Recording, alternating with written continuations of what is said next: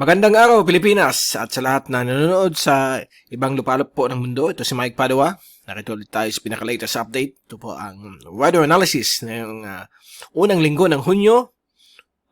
Hunyo 3 hanggang 6, Martes hanggang Biyernes. Ito po ang ating Tagalog version. Pinaglilingkod sa inyo ng Typhoon 2000 at ng Naga College Foundation. At bago tayo magsimula, gusto kong pasalamatan ang ating partners, ang Aboitiz Power, Bank of the Philippine Islands Sustainable with You. Yung interested, click lang po ang link dito. Or kapag kayo po ay nanonood sa Facebook channel, meron pong link doon sa description patungo sa BPI Sustainable with You. Ang lokal na gobyerno ng Naga City headed by our Honorable Mayor Nelson Legacion at ang ating Honorable Congressman ng ikatlong distrito ng Camarines Sur, Congressman Gabby Bordado. At ngayon, umpisa natin ang ating update. Mukhang nasa tag-ulan na po tayo. Ang Weather Bureau Pag-asa, kahapon po, ay naglabas po ng announcement na nasa onset na po tayo ng tag-ulan. At inaasahan po natin na hapon-hapon o gabi-gabi may mga thunderstorms po tayo pag walang mga bagyo. At kung may bagyo, hihikayat niya ang habagat, magbibigay ng mga malalakas na ulan, pabugso-bugso. Minsan, nagkukos po ito ng mga baha, lalo na po sa may kanluran bahagi po ng ating kapuluan. At binabanggit din dito na ang habagat ay depende po yan sa mga tropical systems like Bagyo o LPA. Kapag nasa Pilipinas, na-enhance po yan. Kapag nasa wet phase ng Modern Junior Oscillation, enhanced po yan, okay? But may mga breaks po yan in between, mga ilang araw, isa o 2 linggo, na medyo ganito, mainit pa rin panahon. Okay, yan po ang inaasahan natin pag panahon ng habagat. Hindi po yan everyday maulan ng ulan. Hindi tulad sa India, kasi doon talaga nakafocus ang main flow ng habagat. Sa atin, secondary option lang tayo kapag may mga bagyo sa Southern China, sa Taiwan, sa Okinawa, o dito sa may Northern Luzon. So, tandaan po natin yan. Tapos kapag may bagyo po sa may West Philippine Sea, West of Luzon, apektado pa rin ang western sections ng Luzon ng habagat. So, yan po ang pangkaraniwan na nakakanasan natin since tayo'y pinanganak dito sa mundong ito. So, yan po ang usual effects ng habagat. But dahil nga sa climate change, pag-init ng ating mundo, nakikita po natin medyo umiiksi ang time frame ng habagat. Okay, which is bad news pagdating po sa agricultural countries like the Philippines na kailangan natin ulan dahil sa pag-produce natin ng palay, okay? So, yan po, ang tandaan natin na importante pa rin na may mga ulan tayo tulad ng habagat. Ito po ay nakakatulong para magsimula din magkaroon ng plantation season ang ating mga farmers. Okay? So, yan na po. Wala pa rin tayo natanawan na sama ng panahon, but next week, mukhang yung dalawang computer models, American at European model, ay nag-agree na bukang may mag-form na bagyo sa kanluran ng Luzon. But patungo po ito sa Katimugan China, sa may Hong Kong area. So abangan natin yon kung mag-form siya within the Philippine Air Responsibility, bibigyan po ito ng local name. Okay? Unang bagyo sa ating Philippine Air Responsibility. Now, ito po yung GovSat natin kahapon. Valid po ito hanggang bukas, Miyerkules. Yan po ang southwesterly monsoonal flow affecting yung western sections ng Luzon at ibang parte po ng western Mimaropa, but kasalukuyan na yun, purely southwesterly wind flow na lang po, o southwesterlies. Nagbibigay pa rin ng maalinsangan na panahon, kulang ang ulan, usually mga gabi na dumadaan yung mga ulan dito sa atin. At ito po yung latest fast animation mula sa University of Wisconsin Tropical Cyclone page. Ayan, kitang-kita po yun, napakaliwalas ng panahon dito sa may Southern Luzon, Eastern Luzon, but sa kanluran bagay, may mga thunderstorms pa rin na inaasahan. Okay? At sa ating zoom-in satellite animation, ito yung latest. Makikita ninyo, pagpatak ng hapon, nagsisimula naman pong mag-form itong mga localized thunderstorms, lalo na po dito sa may Mindanao. Yan po, dumadaan sa may Davao region, sa may Zamboanga Peninsula, sa mga oras na ito. At i-forward natin dito sa may area po ng bandang hapon na. Okay, at nakita po natin dito mga thunderstorms. Nag-form na naman po sa kanluran bahagi po ng Ilocos Region at Zambales. So, mukhang okay naman po na yun. Wala pa masyadong mga localized thunderstorms. But sa gabi, baka may dumaan dito sa may Bicol, ibang parte ng Luzon. Lalo na po this coming weekend, may mga thunderstorms po tayo sa hapon o gabi. Okay? So, pangkaraniwan na po yan sa panahon ng tag-ulan. Ito po ay mga thunderstorm forecast. So, nakita nyo dito, pag i-move natin dito, mamayang gabi, yan po ay mga malalakas na thunderstorms. Mag-form sa may Cagayan Valley. Then, kung mag-move dito sa may area po ng Kabikulan, yan po.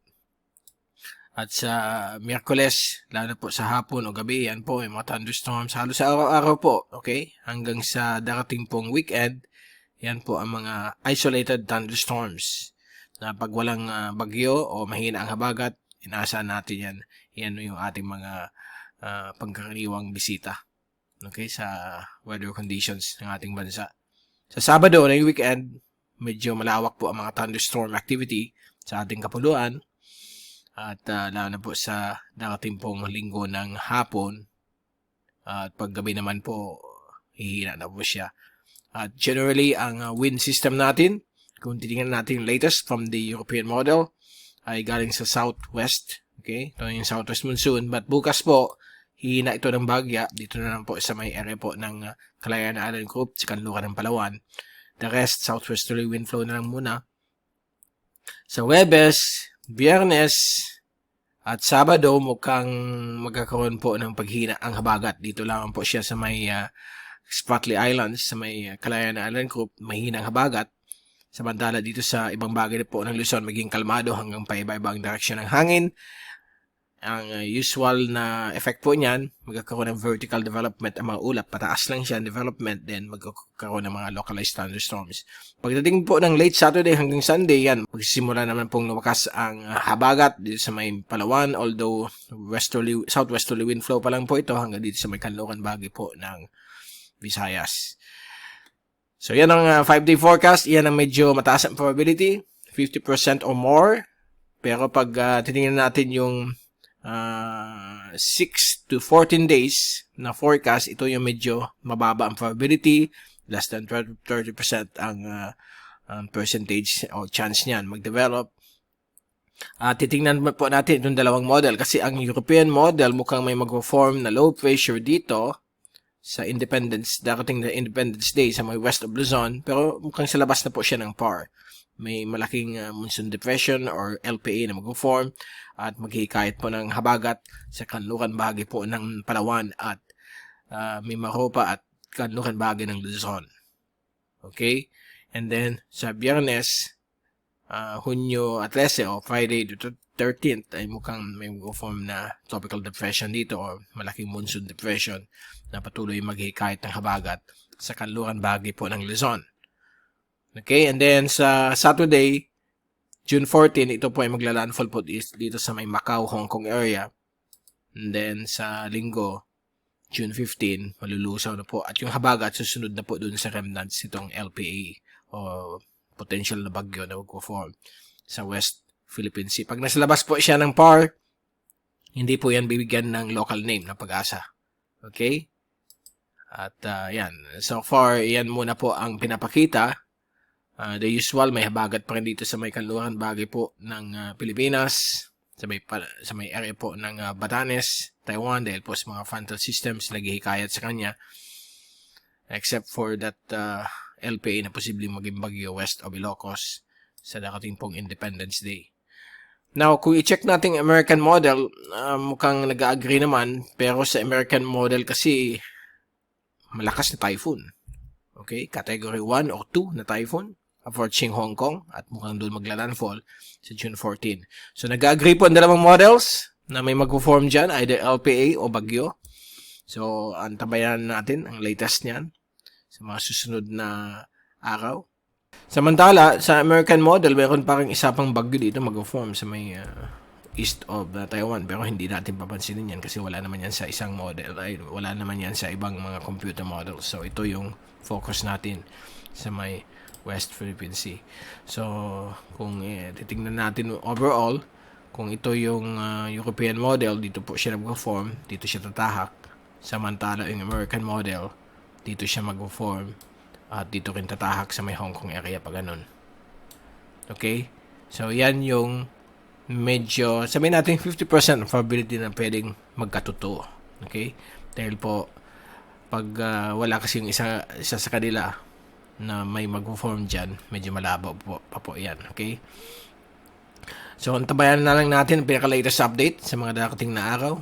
Next week, may clear picture tayo kung matutuloy po yan na potential na bagyo sa may west of Luzon na mag-iikahit lalo ng habagat sa area ng western Luzon at western sections ng Mimaropa. Now, ito yung wave forecast. So far, walang pagbabago. Hanggang sa linggo, June 8, ay magiging light. Palitan mo na, alisin natin yan. Half a meter hanggang 1 meter po ang alon po dito sa may East Philippine Sea. Ganun din po sa may central kalagitnaan ng karagatan ng Pilipinas. Sa may Sulu Archipelago, nearby karagatan ng Central Philippines. Dito na po sa may West Philippine Sea, except for sa Kalayaan Island Group Spratleys, mukhang nasa 1 to 2 meters ang wave heights dahil po sa mahinang habagat. Samantala dito sa may western coastal waters ng Luzon, mananatili pong half a meter hanggang 1 meter ang wave heights. So, light to moderate ang alon at medyo suitable naman po sa mga mangingisda at sa mga nagbabiyahe sa karagatan ng ating bansa. So, yan muna po ang pinaka-latest natin update at babalik ulit tayo na yung weekend. So, to give you the very latest sa ating panahon at sa mga potential na bagyo na pwedeng mamuo next week. So, si Mike Padua nagpapaalam. Mag-ingat po tayong lahat. #WeatherWiser. At maraming salamat po sa pagpunod niyo sa aking channel. God bless po sa inyong lahat.